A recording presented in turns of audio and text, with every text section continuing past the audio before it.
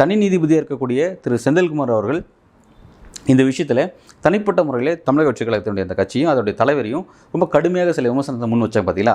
அதன் அடிப்படையில் தான் அதை மட்டுமே ஒரு முக்கியமான சாராம்சமாக எடுத்து தான் வந்து இதை வந்து சிபிஐ ஹேண்ட் ஓவர் பண்ணியிருக்காங்க. அதன் அடிப்படையில் தான் இதுதான் அங்கே போயிருக்குன்னு பார்க்குறாங்க. மாறாக வந்து பார்த்திங்கன்னா இந்த பியூரோக்ராட்ஸ் எங்கள் ஐஏஎஸ் ஆஃபீஸர் அமுதா தலைமையிலையும் பிறகு வந்து ஏடிஜிபி டேவிட்சம் தேவசரதம் வந்து அவங்க வந்து ஒரு ப்ரெஸ் மீட் நடத்துனாங்க. அந்த இஷ்யூஸ் நடந்ததுக்கப்புறம் வந்து ஒரு ப்ரெஸ் மீட் நடத்துகிறாங்க பார்த்தோம். அந்த ப்ரெஸ் மீட் வந்து உச்சநீதிமன்றத்தில் வந்து எப்படி வந்து விசாரணை கீழ்மட்டத்தில் போயிட்டு இருக்கும்போது உயரதிகாரிகள் நீங்கள் எப்படி ப்ரெஸ் மீட் நடத்தலாம் அப்படிங்கிறத வந்து உச்சநீதிமன்றம் கேள்வி கேட்டிருந்தாங்க. அதன் அடிப்படையில் இதை கொடுத்ததாக சொல்கிறாங்க. ஆனால் இந்து தலைவங்க என்ன சொல்கிறாங்கன்னா இவங்க அதன் அடிப்படையில் கொடுக்கல, தனி நீதிபதி தெரிவித்த கருத்தின் அடிப்படையில் தான் வந்து அதை வந்து ஃபோக்கஸ் பண்ணி இது கொடுத்துருக்காங்க.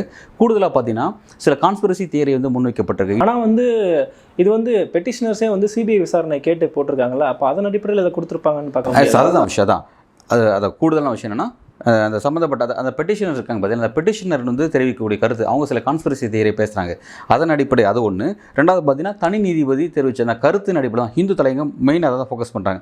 ஒரு காட்டமாக ஒரு தலைவருக்கு எதிராக அப்படி ஒரு காட்டமான வார்த்தையை பயன்படுத்துறதுனால வந்து அதை தான் வந்து இவங்க வந்து இதை சிபிஐ கொடுக்கணும் அப்படின்னு மாதிரி இடத்த யோசிச்சிருக்காங்கிறது ஒன்றும். ரெண்டாவது வந்து இண்டிவிஜுவல்ஸ் தெரிவித்த அந்த அரசியல் கருத்துக்கள் அதுக்கு இம்பார்ட்டன்ஸ் கொடுத்துருக்காங்க அப்படிங்கிற மாதிரியான ஒரு விஷயத்தை குறிப்பிடுறாங்க.